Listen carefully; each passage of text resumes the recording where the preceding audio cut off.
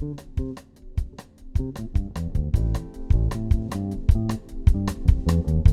listening to the Songbirds Radio Hour, recorded live in Chattanooga, Tennessee.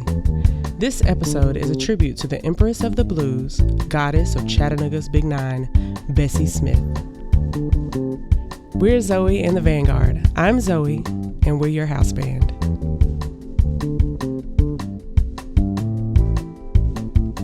Tonight, we have Dr. Michelle Scott, Professor of History and Gender Studies at the University of Maryland, Baltimore County, and author of Blues Empress in Black Chattanooga, Bessie Smith and the Emerging Urban South, which influenced the 2015 film Bessie. We also have performer Neshawn Calloway, a music teacher at Chattanooga Center for Creative Arts, who will be taking you on a performance journey through the music of Bessie Smith. Your host today is Reed Caldwell, the Executive Director of the Songbirds Foundation.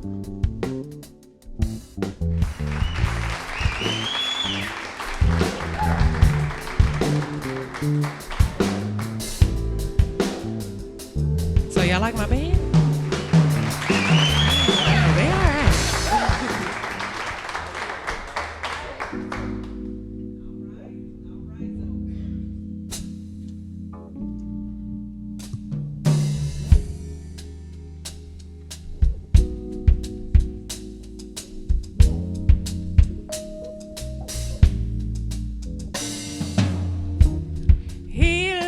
Me especially different every time he keeps me on my feet, happily excited by your cologne, your hands, your smile, your intelligence.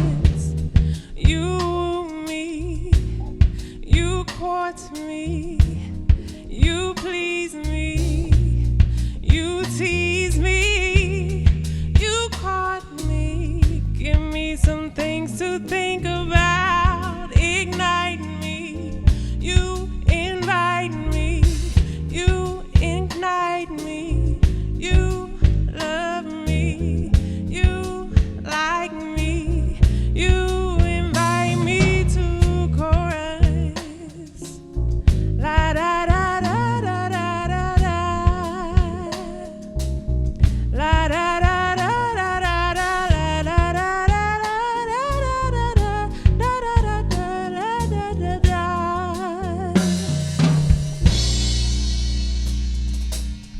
I'm taking my freedom, pulling it off the shelf, putting it on my chain, wearing it around my neck. I'm taking my freedom, putting it in my car, wherever I choose to go, it will take me far. I'm living my life like it's golden, living my life like it's golden, living my life like it's golden, living my life like it's golden, living my life like it's golden, golden, living my life like it's golden, golden, golden, golden, golden, golden.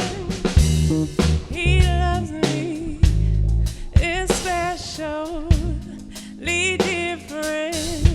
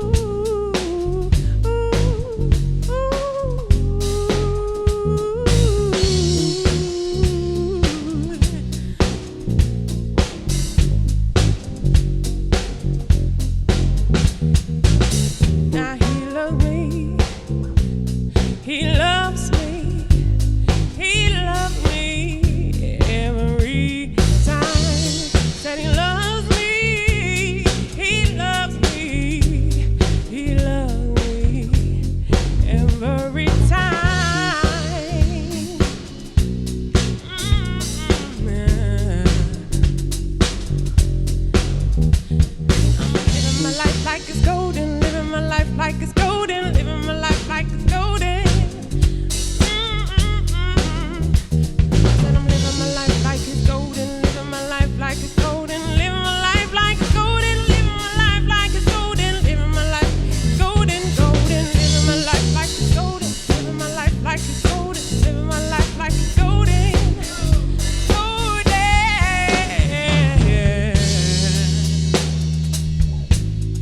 Especially different every time you keep me on my feet, happily excited by your cologne in your hands, your smile, your intelligence. You woo me, you caught me, you tease me, you please me, you woo me, give me some things to think about, ignite me, you invite me, you love me, you like me, you love me, you incite me to chorus.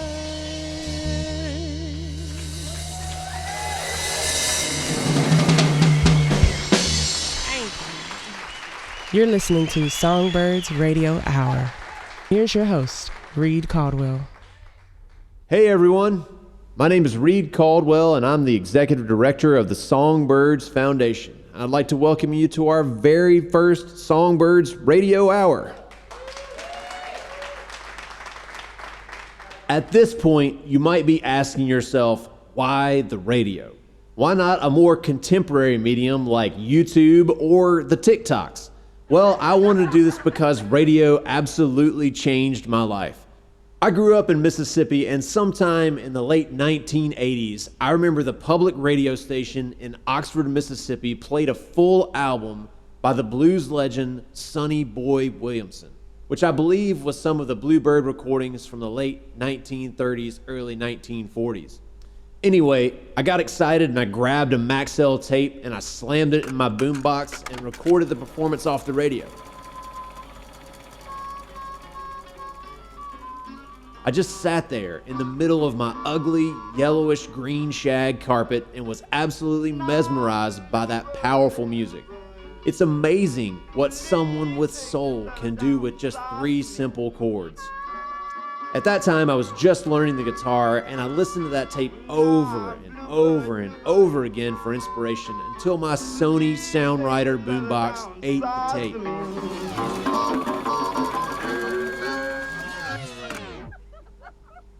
I remember the horrifying melting sound it made as the tape slowly intertwined with the gears slipping and slurring to a stop, and the experience of pulling that crinkled tape out of the player and carefully smoothing it and then rewinding it with a pencil eraser, all the time praying that I hadn't ruined the recording.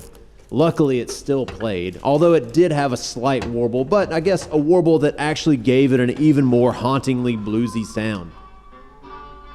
Now, Bluebird, when you get to Jackson, I want you to fly down on Shannon Street.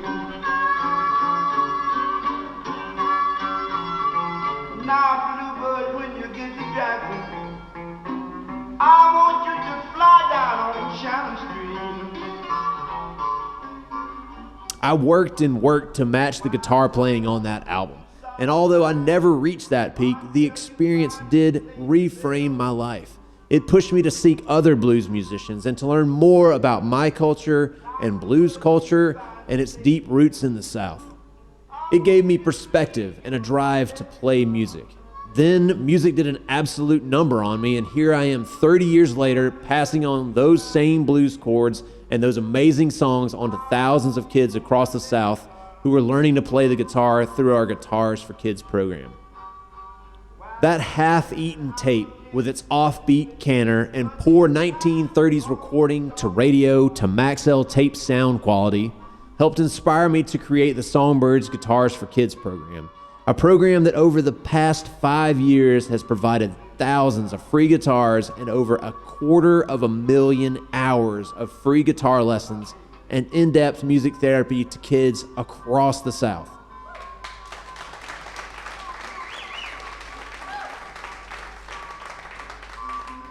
So all of this, all of Songbirds, traces back to the radio. I mean, who plays an album from cover to cover with no ads? Public radio does just that. For that matter, who even plays an album that was recorded as far back as the 1930s? Public radio does. Like public radio, Songbirds is here to stimulate conversation, preserve history, promote cultures, spur creativity, and above all else, share the joy of music. So we here at Songbirds are proud to be a very small part of the epic story of public radio and to launch the Songbirds Radio Hour. Now, enough of my stories of green shag carpet and the most nostalgic use for a pencil eraser, and on with the show. I've got the blues, I feel so lonely.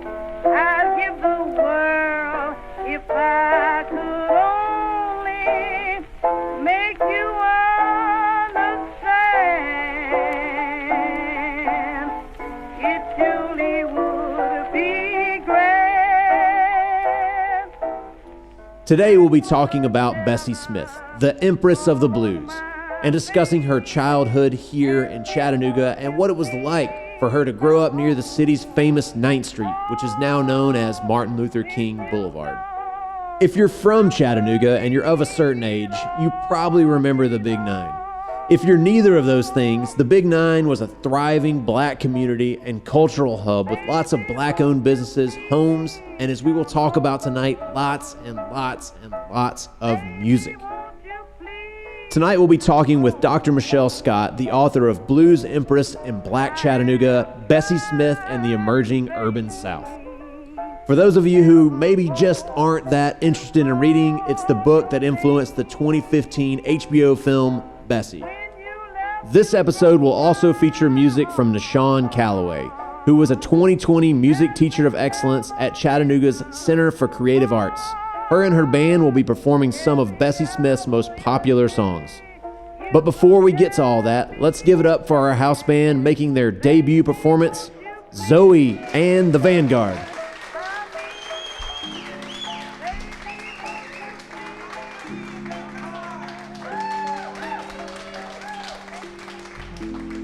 Last night I got mad,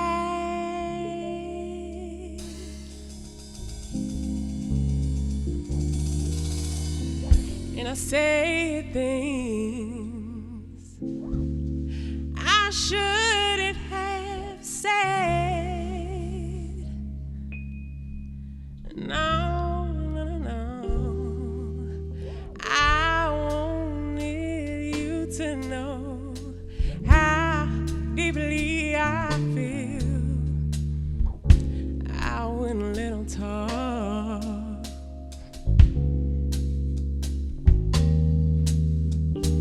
All he could do is walk away. He was gone and it was too late for me to say I'm sorry. It's just that ugly part of me.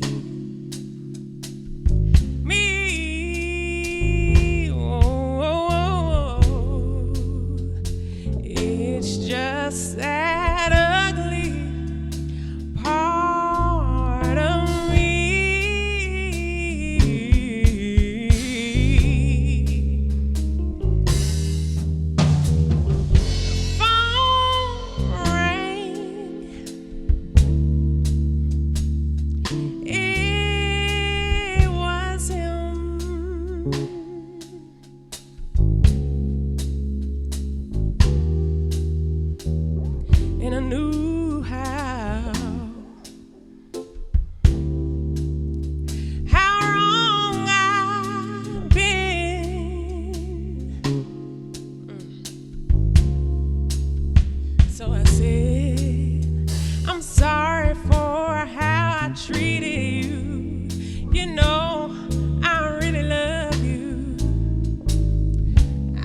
must have been PMSing, kinda going through.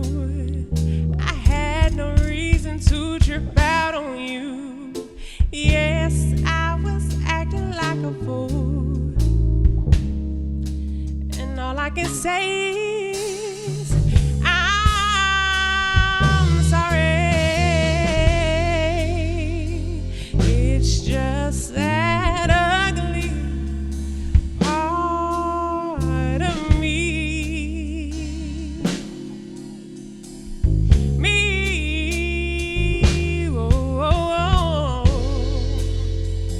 It's just that ugly part of me.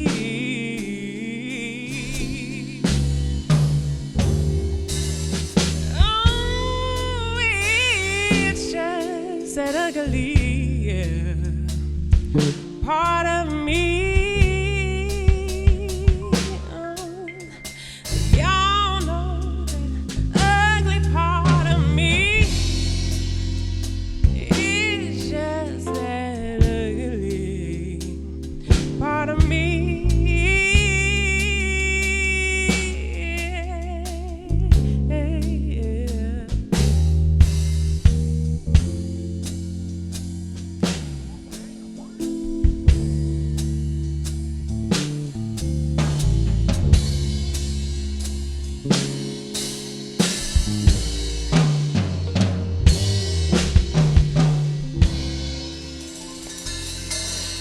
You're listening to Songbirds Radio Hour. Here's your host, Reed Caldwell. I'm so pleasantly just impressed with that band. What an amazing, the best house band we could possibly have. So now I'm excited to introduce our very first Songbirds Radio Hour guest, Dr. Michelle Scott. Dr. Scott is the professor. Yes. Dr. Scott is a professor of history at the University of Maryland, Baltimore County. And she earned her bachelor's degree at Stanford University and her doctoral degree at Cornell University, just, two run-of-the-mill schools. And her research and teaching interests include Black musical and entertainment culture, Black women's studies, African American history, 20th century United States history, and civil rights activism.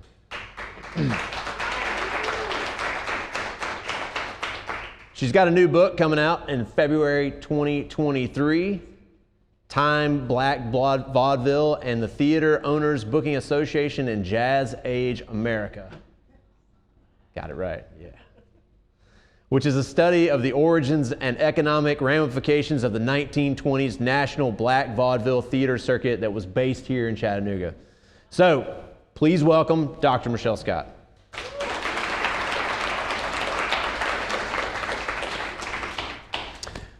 Hello. Welcome to Songbirds. We're so glad to have you. I'm glad to be here. After all that long introduction, I was like, how many degrees does it take to work my actual microphone pack? But it worked.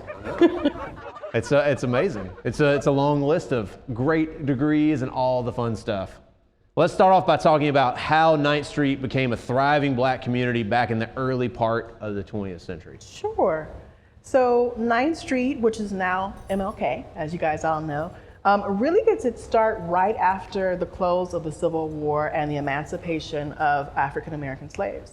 And so in the 1860s, 1870s, a lot of the land that had been around what is now East 9th Street wasn't really desirable. So, the war is fought here. So you're fighting to rebuild the infrastructure of the territory in downtown Chattanooga, or what will become downtown Chattanooga.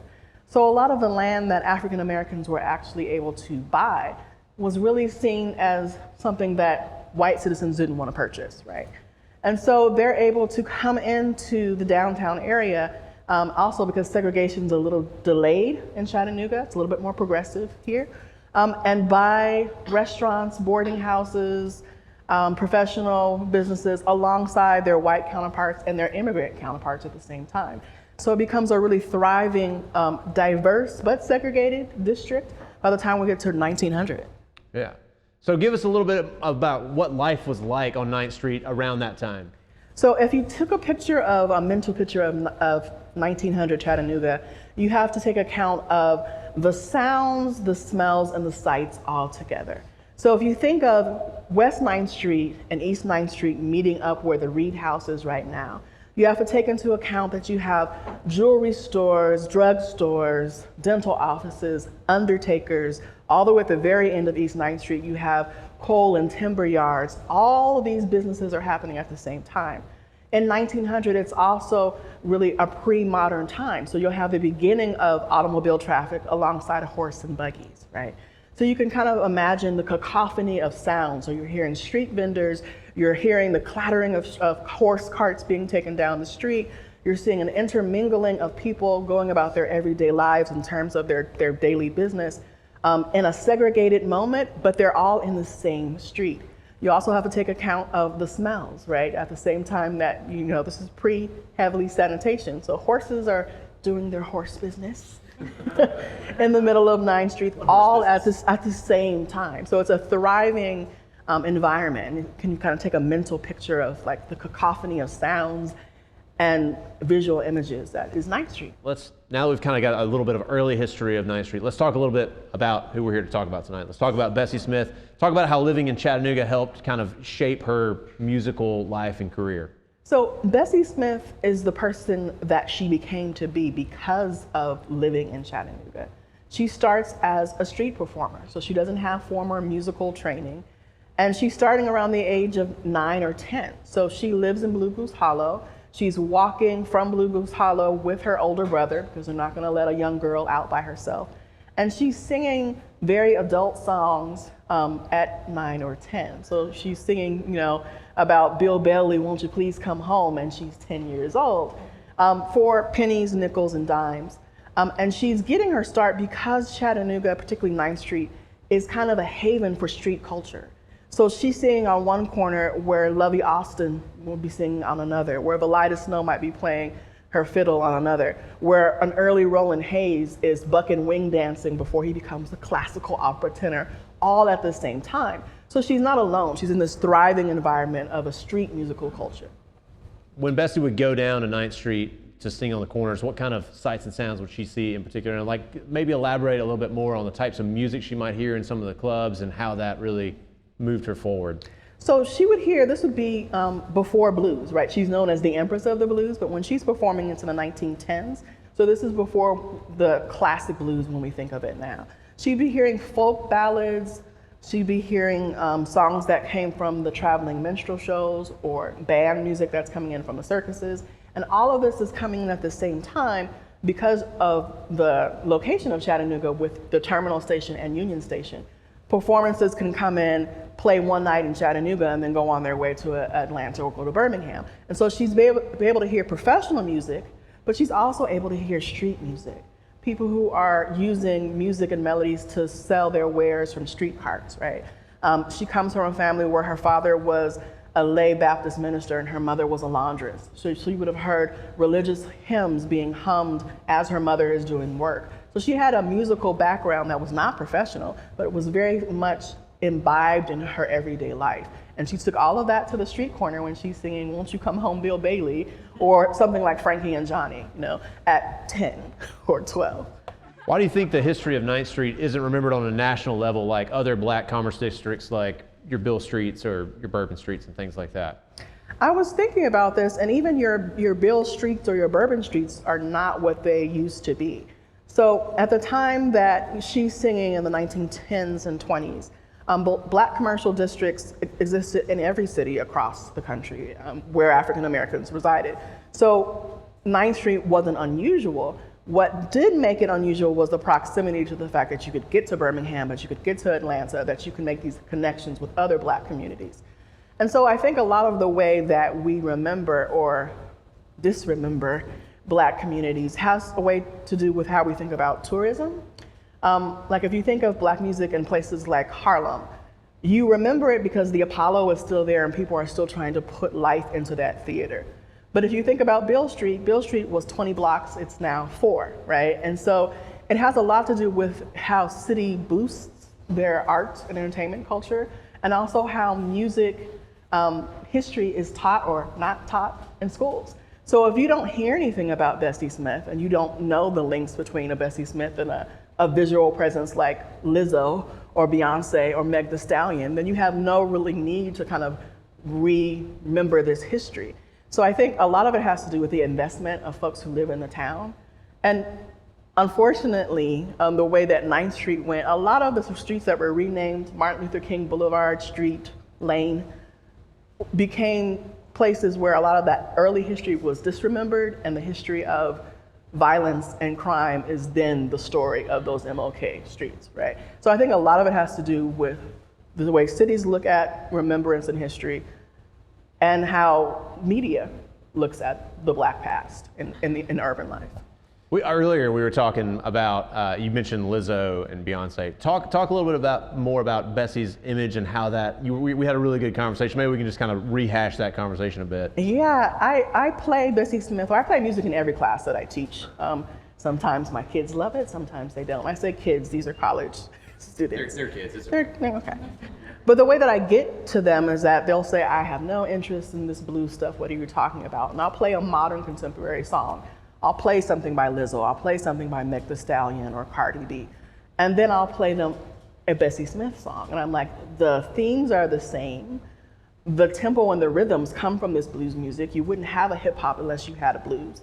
And the freedom that particularly women had within singing in these genres come from blues music.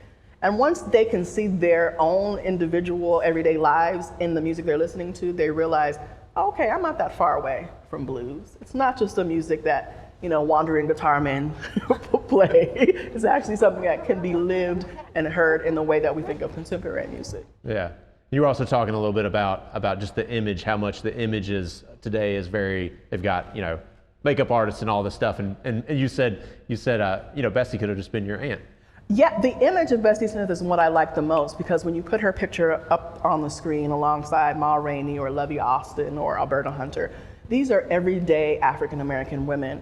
A lot of them are darker skinned, which in a society where there's a constant debate between being light skinned versus being dark skinned in African-American communities, Bessie Smith was a proud, voluptuous, dark skinned woman who sang her truth at a time where she wasn't overly manufactured. I mean, she had, there's a dress over here. She had the spangles and the feathers and the boas, which were the adornment of the time. But she could have been your aunt. She could have been your sister. And I think that drew in listeners because they saw themselves reflected on that stage, right? They were just one feather boa away from being the Empress of the blues. And it made that connection more tight between the audience and the performer. That's a really powerful image. I'm not sure that I'm one feather boa away from being Bessie Smith, but it is certainly something that I would aspire to. We're going to take a quick break. We'll be back with Dr. Scott for a Q&A session shortly, but before that, I would like to take a minute to remember a local legend. Over my life, I've met and interviewed hundreds of musicians, but the biggest highlight of my career was interviewing Fred Cash and Sam Gooden of the Impressions. Fred and Sam, along with Curtis Mayfield, left an indelible mark on music, creating iconic songs like We're a Winner, Keep on Pushing, and Choice of Colors. Iconic songs that gave people hope when there just wasn't a whole lot of hope to go around. They took risks with their careers to sing the songs that meant something to them and to the world. Even the great James Brown told them that maybe, just maybe, they should tone it down and be careful where and when they sang their songs. But as Fred so eloquently put it, they wanted to hear those songs and we wanted to sing them. These songs became the unofficial anthem of the civil rights movement and gave voice to a generation. It sounds like a moan, and it's all right. Whoa, it's all As you can see from our exhibit over there and back there, they also were the coolest guys on the planet. They toured the world creating lasting music that mattered. It hurts my heart to say that we lost Sam Gooden a few weeks ago. And what a hard loss it was. And as a small token to honor an epic life, we would like to take a minute to pay tribute to the late Sam Gooden. So during the upcoming excerpt from our larger Big 9 mini doc, you'll hear two voices. The first is the voice of Fred Cash, and the second is Sam Gooden. Say it's all right. It's all right. Sam and myself, as you knew, grew up together. There was a house between us, then there was Sam's house. Then I was on this side. That was my home. So we got ready to go try to sing in these little clubs. I sneak out that window, and the guys would come by in the car, turn the motor off, and let it coast on down the hill. I jump in the car. When they get down the hill, they crank it up. We go to the club down on 9th Street. And my love, she will know from morning, noon, and night. And she's got to say it's all right. Back during that time, you know, there was a lot of bands would come through here in the early days, you know. Like I said, there was a club on Big 9, the Brown Derby. And I'd go in there and I'd look us, man, you know, to myself, that's what I want to do when I grow up. I want to be a musician like that, where we can entertain, you know. Keep on pushing. Keep on pushing. I've got to keep on pushing.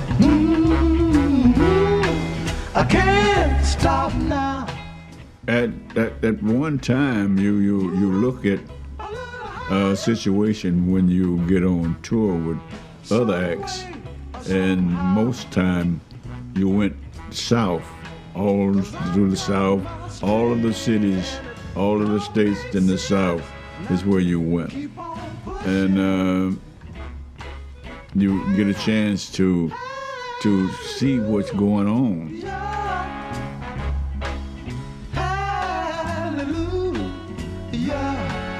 You run into signs, you see signs, you know you can't stay at this hotel, you know you can't do this. You know the hotel that you have to go to be accepted.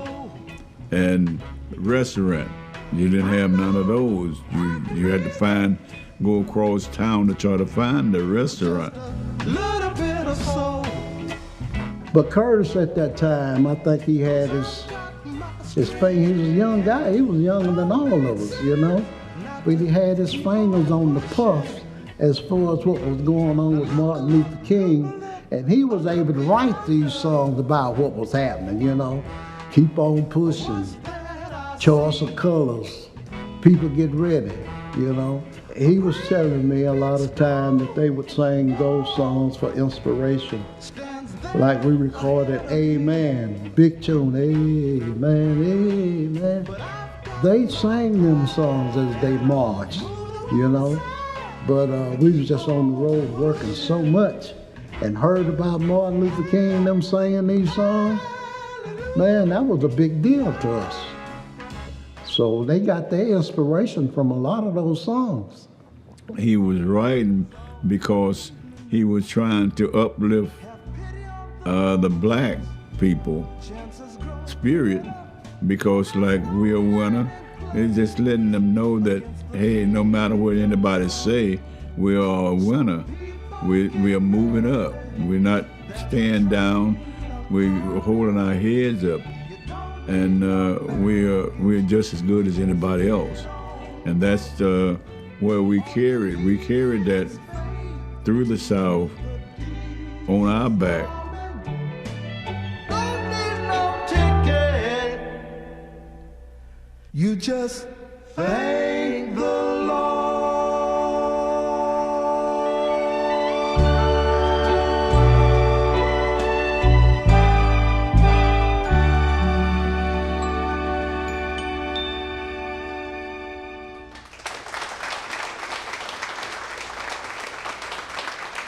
You're listening to Songbirds Radio Hour. All right, so that was a small piece of our larger Big 9 documentary that you can watch during your tour of the museum. It's right over there, and you can enjoy it along with all the Impressions exhibit and the exhibit on the Big 9. We're still adding to that documentary. We actually interviewed Dr. Scott today for that interview. Thank you for doing that. And speaking of interviews, we're going to let the audience ask some questions to Dr. Scott. So if you have a question, we're going to ask, we'll just get you to raise your hand. We'll have someone bring you a microphone. Wait for the microphone to get there. Then you can ask your question, and then we'll move forward from there. So who's got a question? Everyone jumped at the exact same time. They were just like, yes, I have a question. There we go. Good evening, and thank you so much for engaging us in the historical background of the Big Nine. I wonder, as a native of Chattanooga who did not hear about Bessie Smith until I was older, how did you become aware of her impact, her story, and your love of the blues? So when I'm not writing about history, I sing. So I've been singing for a long period of time. But I found Bessie Smith when I would say when I was in high school, because my mother had all these, albums I remember there was a photo or a sketch of Bessie Smith across a chaise lounge with a feather in her hair. And I wanted to know, who is this woman? And then I started taking classes in undergrad and heard Lost Your Head Blues. And the way that she talked about, her lost love was just like what I was listening to at the time, like songs by Lauryn Hill, right? So it kind of echoed what I was listening to at that current moment on the radio. And then when I got into graduate school, I was interested in African American history really largely, took a class on biography, and the only biography that was on the list of readings that had anything to do with the arts was Chris Albertson's Bessie Smith. And so I came across that book and I read it, and I got to a couple of pages in and said she grew up in abject poverty in Chattanooga. And then you flip the page and she's the Empress of the Blues. And I'm like, one paragraph about Chattanooga? Who was this woman? Where did she come from? What is it like to grow up in abject poverty and then become the highest paid African American woman in the country by 1920s? So it was kind of, I'm just nosy. In all honesty, I want to know, how did we get here from there? And it's nosy. And I've been doing, Black music history and Black urban history ever since. That was in 2000 when I started. Thank you. Next question. Hi. I was wondering if you would expound a little bit more on how you teach students about the foundation that blues was for rock and roll. I was taken back to the time I went to the Rock and Roll Hall of Fame in Cleveland, and before you got to Elton John and Billy Joel and ABBA, there was an entire wall as you walked in, black and white photos of the great blues musicians, without explanation, but I knew vaguely that that was the foundation of rock and roll. So I thought that was like an incredible beginning, and I was wondering what else you would have to share about having students understand that that is where it came from. Sure. So I usually take them on a musical journey in class so they can kind of hear the similarities for themselves. The question that I get most often, and most recently since last semester, and in my Black history class, was, so what do you know about Elvis? This is a Black history class, right? It wasn't focused on Elvis. But I knew what the question they were asking was, where are his rhythms and sounds coming from, right? And are you going to tell us this is just a story of cultural theft? I'm like, it's borrowing, it's sharing within the musical community, separate from the recording community, which is cultural theft. Separate from that, live performance. People are listening to each other's songs and borrowing influences all the time. And so if I want them to understand early rock songs, I'll play them early blues, I'll play them early gospel, and I'll speed it up, right? If I want them to know what a rock song or our early R&B song sound is like, I'll play them a Mahalia Jackson song, right? And I'm like, listen to the vamp. That's blues, right? How does blues link to gospel? How does blues and gospel come together and then create rock and roll, right? So they can hear it for themselves, separate from just the lyrics, just like hearing the rhythm and kind of being there. And then they realize that some of the music that they currently listen to is all linked back to blues, right? Blues, jazz, rock and roll, even independent music, all has those same basic rhythms. And so, if you let them do their own exploring, they usually come to their conclusions by themselves, as opposed to me going, you must learn about the blues. I just let them kind of be nosy like I was and fall into it. Other questions? Got one in the back there. It's like I can't see any of you, so it's just like I'm just talking into the void. It's very bright up here. Hi.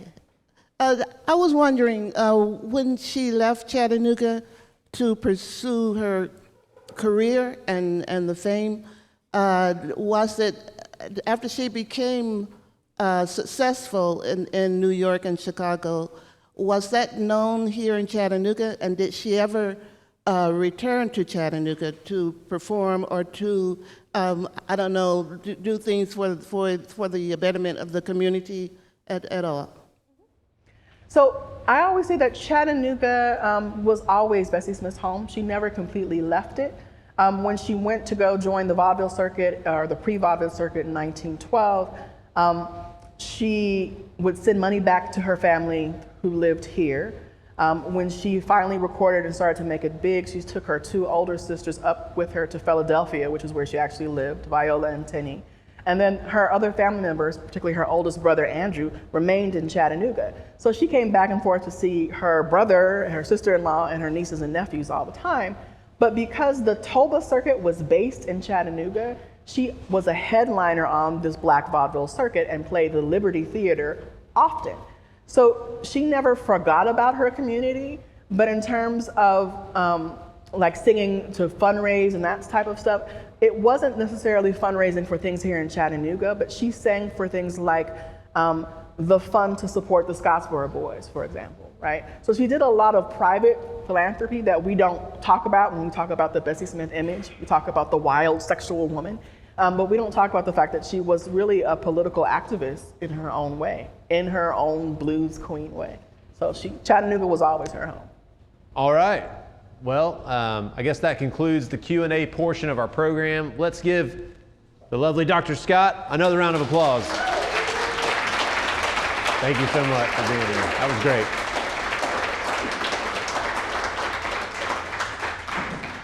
All right, now I'd like to turn the stage over to the wonderful Neshawn Calloway, who's going to sing some Bessie Smith classics for you. Take it away. You're listening to Songbirds Radio Hour.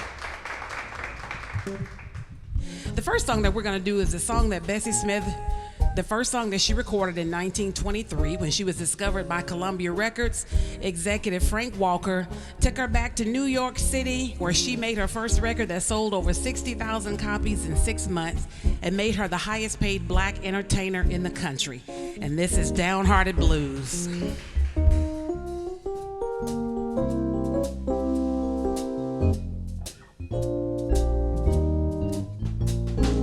Gee, but it's hard to love someone when that someone don't love you. I'm so disgusted, heartbroken too. I've got those downhearted blues. Once I was crazy about a man, he mistreated me all the time. The next man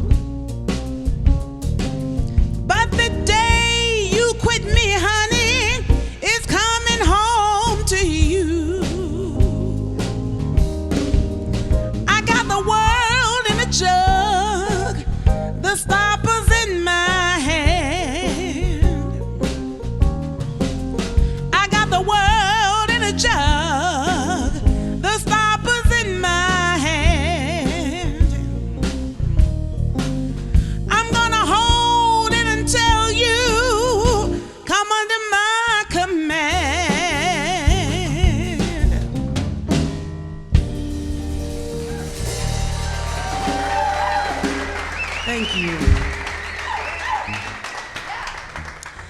And if you know anything about Bessie, or if you learned anything about her, you know that Bessie had a lot of problems with men, just trying to find a good man, one that was gonna do right. She was married for a little while, and she was orphaned by the time she was 9 years old. So really, Bessie was just looking for somebody to just love her, and somebody that was just going to treat her right. So the next song that we're gonna do is Baby Doll, and then we're gonna follow that up with Baby Won't You Please Come Home.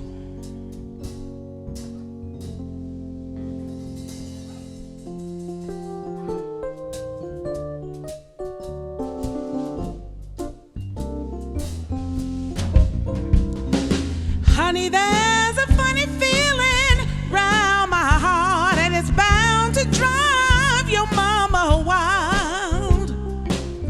It must be something they call the Cuban doll. It wasn't your mama's angel child. I went to see the doctor the other day. He said I as well can be. But I said, doctor, you don't know really what's worrying me. I wanna be somebody's baby doll so I can get my loving all the time. I wanna be somebody's baby doll to ease my mind. He can be ugly, he can be black, so long as he can eagle rock and ball the jack. I wanna be somebody's baby doll so I can get my loving all the time. I mean, get my loving all the time.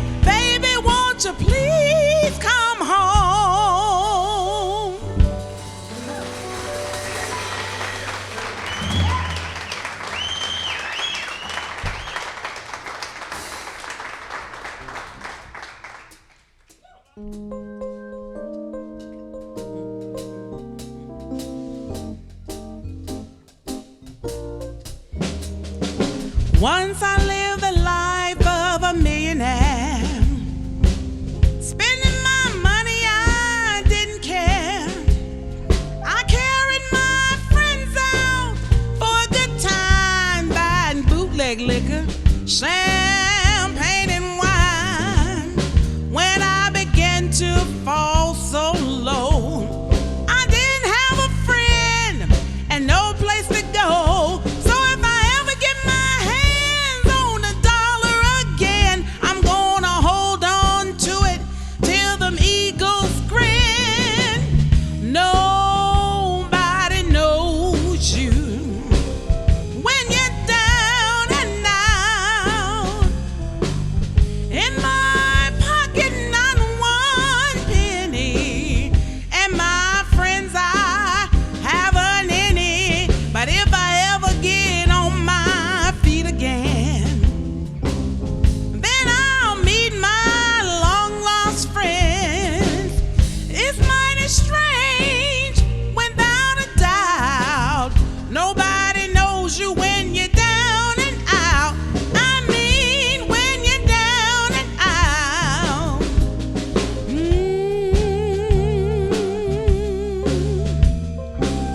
When you're down and out. Not one penny, and my friends, I haven't any. When I fell so low, nobody wants me round that door. Without a doubt, no man can use you when you're down and out. I mean, when you're down and out.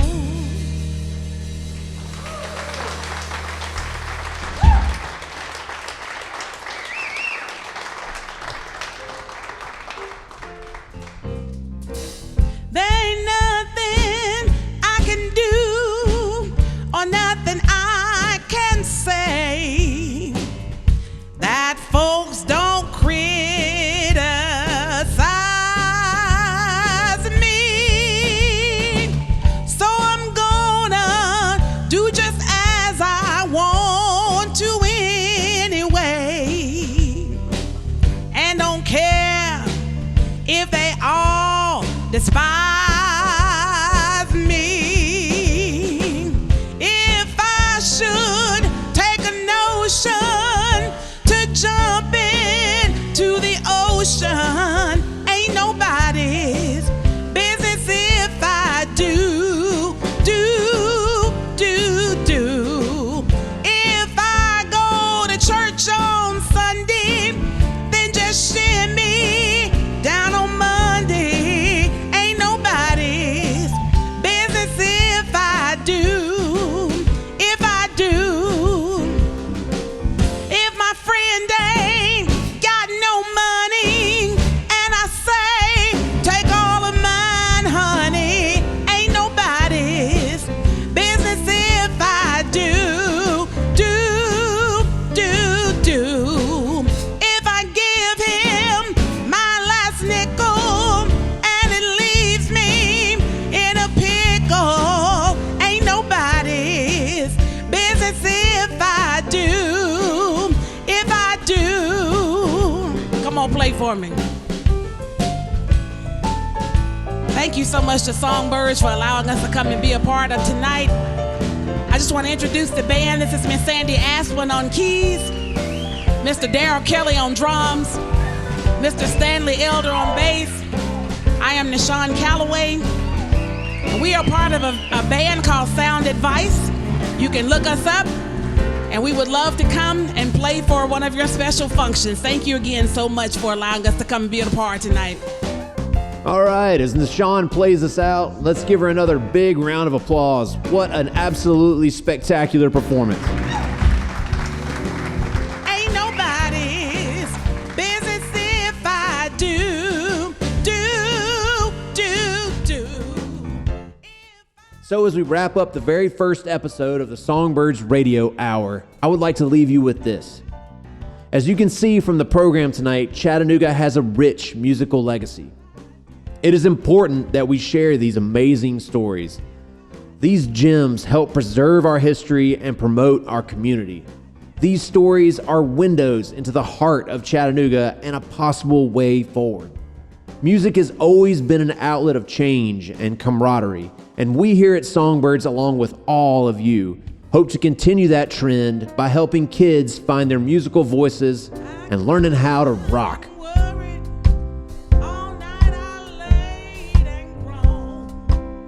Well, that's our show for tonight. Thanks so much for coming out. Again, I'd like to thank our guests, Dr. Michelle Scott and Neshawn Calloway, and especially Zoe and the Vanguard for being a part of the very first Songbirds Radio Hour. We'll see you next time. Songbirds Radio Hour is made possible through a grant from the Riverview Foundation. We are produced and written by Reed Caldwell and Charlie Moss. Live recording by James Snyder. Mix and master by Dran Michael Lewis. Our logo was designed by Mars Michael, and our set was created with help from Alice Heinsohn. Additional thanks to Adam Gann and Ray Bassett. Directed and edited by John Dooley. It's a lot of D's. Take it off of me, please.